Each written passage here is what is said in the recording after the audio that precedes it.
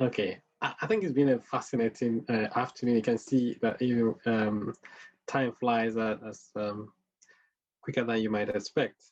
So going back to where I stopped before, let's go back to the idea of the motivation.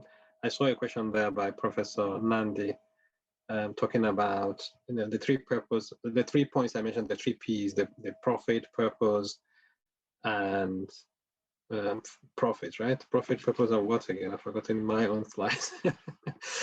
I think he's back. So, Indira, do you want to reflect on those? I know they are not kind of linear, but maybe you can think about the motivation going back to what keeps you awake. All right, sure. Thank you so much. I think for me, it's very simple. What honestly fascinates me about the African continent is all the opportunities that exist. So what keeps me awake at night and keep trying is the opportunity, the hope that by me asking, how do I make this better? How do I make whatever problem I'm trying to resolve better? I have the potential of helping myself, or better yet, at least one other person in the world. So it's that hope to change at least another life. Okay. Hey, by the way, great presentation, but I'll come back to you in a minute. Jeff, what keeps you awake at night? Yeah, I mean, to be honest with you, what keeps me awake for the most part. Oh, you sleep well, right? I wish I slept well. Actually, salaries for internal staff. And I think it all stems from making sure that we have a model that is sustainable.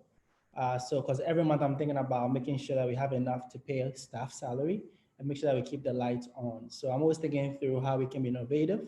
I'm introducing different educational models that can make us survive, for lack of better words. But does education pay in Africa? Sorry? Does education pay? Do you think people are willing to pay for some of the things you offer them? It's a great question. The majority of applicants actually assume that the program should be free, that it should be NGO. That's the mindset of most applicants that come to our programs.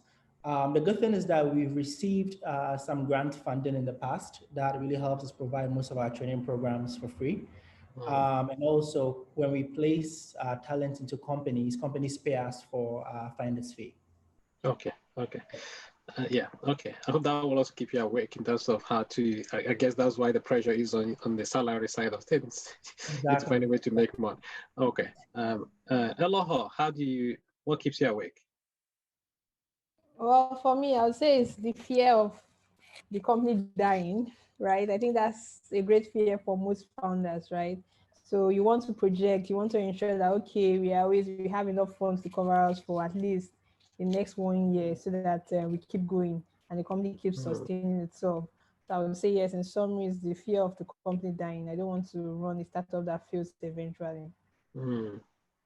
So how do you, so that fear, is it a function of lack of opportunities or fear of competition, or what's the trigger for that fear?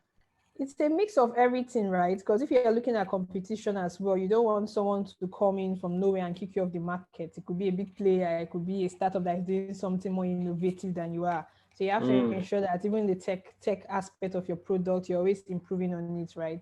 And then, of course, there's still the process of fundraising. Fundraising is still hard in Africa, right? So, you have your runway is about maybe a year. You need to ensure 2 years maximum, right? You need to ensure that you raise a year before you run out of cash, right? And then you're looking at your revenues. You're like, these numbers have to make sense as well, in case I don't raise funding. You understand? So it's a mix of everything. Okay. But you survived so far, which is good. So, Elizabeth, you've been around for, you said 2012? And yours had led you to even from business to family, right? So, yeah. So what keeps you awake then? I think Jeff Eloho and I will essentially saying the same thing. It's always funding, how to keep the business alive. And to keep the business alive, you have to have funds. You have to pay staff, you have to keep the lights on, you have to product development and all of that. So ultimately, it is always funding. Funding is always the big problem. So Yeah, that's what keeps me awake most nights. How, where is the next grant coming from? What opportunities can we have? Are we not utilizing properly? What opportunities are we not utilizing properly? So, yeah. Okay, fantastic. And for you, if I think I said this, what you presented probably was your fourth company or so, or if not fifth, right? Yes, indeed. Yeah. So, what would you advise the other panelists? You know, probably people who have one business at this point in time, and for you to have for you to have developed 5 of those, meaning that you must have something that you need to learn. I'm not so sure. I think many regards I'm blessed to be at the right place at the right time, in an interesting way. Well, I'd say that it starts with your customers. I think it starts with your understanding who you serve.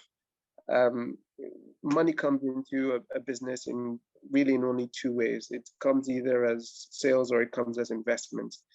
And for either of these, you are expected to create value. So I think the start of any business it begins with why. What's the purpose? Why are we here? And whose problem am I solving? And I think we've been blessed to, when I go to bed at night, I am asking that, Lord, give me a good problem to solve tomorrow. Because the quality of the problem I can solve represents the quality of value and returns I can make. And if it's a meaningful problem and it creates significant value, then there's possibly a good reward for it. So yes, I think it starts. I think embedded in your answer also is beyond the good problem. You also need good people, good skills, and the kind of things you do. And I'm just wondering, where do you get the skills from? How do you, are they in Africa, or you need to probably go out of Africa to get the skills to do the things you do? So you have to do both. I think that what I find is that good people like working with good people. And so the number one responsibility, in my opinion, of any business leader is to put together the absolute best team you can. And many times it takes giving other people a stake in the business. And creating a structure which allows other people to participate in it. But people are everything. This is the center of it. Fantastic. But your ideas are very bold, and the quality as well very high. So did Constance present, Farida? Constance is supporting Ehi, so we just okay. So have I spoken to all the panelists, right? Is that fine? I believe so, yes. Okay, good. So I know we have 2 more minutes, so I'll hand over to you maybe to wrap up. But it's been nice talking to you guys, and great things coming out of the continent. Wonderful. Thank you, truly appreciate it. Thank you so much. I know that we have many questions here that we were unable to answer in the short amount of time that we had. I will circulate them with our entrepreneurs, and we will share feedback, and I'll also share links to the recordings to these wonderful presentations later on. I really would like to thank Professor Kenneth Emeashi for chairing and opening our session. I would like to thank all of the entrepreneurs sharing more as to how you are really making a positive impact in Africa, and also sharing your knowledge as to how individuals can set up their own sustainable enterprises. Thank you all very much for your time, and also thank you everyone for joining us today.